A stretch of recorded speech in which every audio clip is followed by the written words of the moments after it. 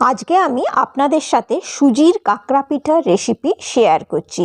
এই পিঠেটা উড়িষ্যার একটি বিখ্যাত পিঠা, আর এই পিঠেটা খেতে খুব সুস্বাদু হয়। নমস্কার, কেমন আছেন সবাই? আমি জলিস কিচেন অ্যান্ড স্ট্রিট ফুডে আপনাদেরকে স্বাগত জানাই।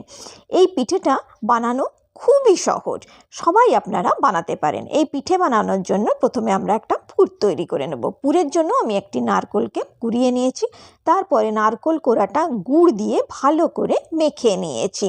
এইভাবে মেখে নিলে আপনি নাড়ু বানান কিংবা পুর বানাতে কিন্তু খুব সুবিধে হয়। এরপরে নারকেল আর গুড়ের মিশ্রণটাকে আমরা কড়াইতে দিয়ে দিচ্ছি। দেওয়ার পরে গ্যাস জ্বালিয়ে নিয়েছি, দিয়ে আমরা পাক দিয়ে নেব। অল্প পাক দিলেই কিন্তু আমাদের পুর তৈরি হয়ে যাবে। এখানে আমার পুর তৈরি হয়ে গেছে, আমি পুরটাকে সাইডে রেখে দিয়েছি। এরপর গ্যাস অন করে আমি আবার কড়াই বসিয়ে দিয়েছি। কড়াইয়ের মধ্যে এই বাটি মেপে 2 বাটি জল নিয়ে নিচ্ছি।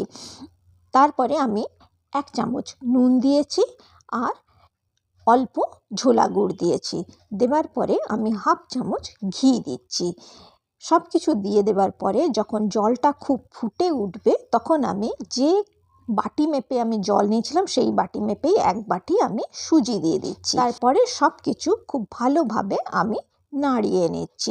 খুব ভালোভাবে খুন্তিটা নাড়াতে হবে যাতে সুজির মধ্যে কোনো দলা না পেকে যায়। দেখুন, আস্তে আস্তে জলটাও শুকিয়ে আসছে আর সুজিটা জড়ো হয়ে যাচ্ছে। আমি যেমন দেখাচ্ছি ঠিক এইভাবেই আপনারা খুন্তি নাড়িয়ে নাড়িয়ে সুজিটাকে তৈরি করে নেবেন। দেখুন, সুজিটা একসাথে জড়ো হয়ে যাচ্ছে। এখন আমি গ্যাসটা বন্ধ করে দিচ্ছি, দিয়ে একটা অন্য পাত্রে সুজিটাকে আমি নামিয়ে রাখছি। রাখার পরে আমি এটাকে ঢেকে 3 মিনিটের জন্য রেখে দেব। 3 মিনিট পরে আমি হাতে ঘি লাগিয়ে ঢাকনাটা খুলে সুজিটাকে খুব ভালো করে আমি মাখবো। সুজি যত সুন্দর মাখা হবে পিঠে কিন্তু তত ভালো তৈরি হবে আর পিঠেগুলো ভেঙেও যাবে না। আপনারা হাতে ঘি লাগাতে থাকবেন আর মাখতে থাকবেন, আর এটা যত গরম মাখতে পারবেন তত ভালো কিন্তু মাখা হবে। ঠান্ডা হয়ে গেলে সুজিটা ভালো মাখা যাবে না। দেখুন, এখানে আমি হাতে ঘি লাগিয়ে কত সুন্দরভাবে মেখে নিয়েছি। এরপরে এর মধ্যে থেকে আমি লেচি কেটে নেব। আমি একটা লেবুর সাইজে, ছোট ছোট লেবুর সাইজে আমি লেচিগুলো কাটছি, কারণ এটা যখন ভাজা হবে না তখন এটা সাইজ ডবল হয়ে যাবে। লেচি কাটার পরে আমি লেচিগুলোকে একটা বাটির শেপ দিয়ে দিচ্ছি। বাটির শেপ দিয়ে এর মধ্যে আমি নারকেলের পুরটা ভরে নিচ্ছি। ভরে খুব ভালো করে দাবিয়ে আমি বাটিটা বন্ধ করে দিচ্ছি। বন্ধ করে এটাকে একটা গোল শেপ দিচ্ছি। তারপর হাতের সাহায্যে গোলভাবে ঘুরিয়ে নিচ্ছি, যাতে এর মধ্যে কোনো ফাটল না থাকে বা ক্র্যাক না থাকে। ক্র্যাক বা ফাটল থাকলে ওই জায়গা থেকে ফেটে যাওয়া চান্স থাকে। দেখুন, আমি যেভাবে দেখাচ্ছি ঠিক এইভাবেই আপনারা গড়বেন। আজকের রেসিপিটি যদি আপনাদের ভালো লেগে থাকে তাহলে নিশ্চয়ই আমার চ্যানেলটিকে সাবস্ক্রাইব করবেন, বন্ধুদের সাথে শেয়ার করবেন আর একটি লাইক নিশ্চয়ই করবেন।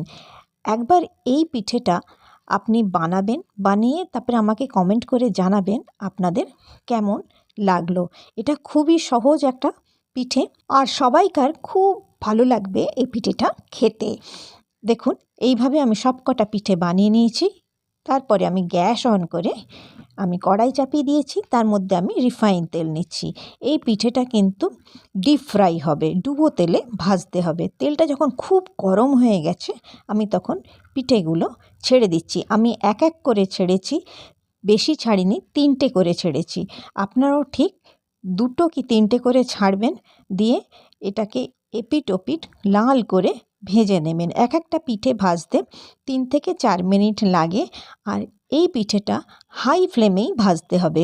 আর আপনাদের যদি মনে হয় তেলটা খুব গরম হয়ে গেছে, তাহলে 2-3 মিনিটের জন্য আপনারা গ্যাসের ফ্লেমটাকে মিডিয়াম করে রাখবেন, তারপরে আবার ফ্লেমটাকে হাই করে দেবেন। লো ফ্লেমে এটাকে ভাজবেন না, তাহলে পিঠে পুরো ফেটে যাবে, দিয়ে পুরগুলো সব তেলের মধ্যে বেরিয়ে আসবে। এইভাবেই সমস্ত পিঠেগুলো ভেজে নেবেন। আমিও সব পিঠেগুলো ভেজে নিয়েছি। আপনারা যদি তেল বেশি দেবেন তাহলে আপনার 3টে থেকে 4টে পিঠে ভাজতে পারেন। দেখুন, এখানে আমার সব পিঠেগুলো ভাজা হয়ে গেছে, আর পিঠেগুলো কত সুন্দর গোল গোল বড় বড় হয়ে গেছে, সাইজটা পুরো ডবল হয়ে গেছে। আর আমি আপনাদের ভেঙে দেখাচ্ছি, দেখুন বাইরেটা ক্রাঞ্চি হয়েছে আর ভেতরটা পুরো নরম আর রসালো। এই পিঠেটা বানিয়ে আপনারা 5 দিন রেখে দিতে পারেন, এটা একদম খারাপ হয় না। আপনাদের এই পিঠেটা খেতে খুব ভালো লাগবে। আপনারা সবাই খুব ভালো থাকবেন, সুস্থ থাকবেন আর সাবধানে থাকবেন।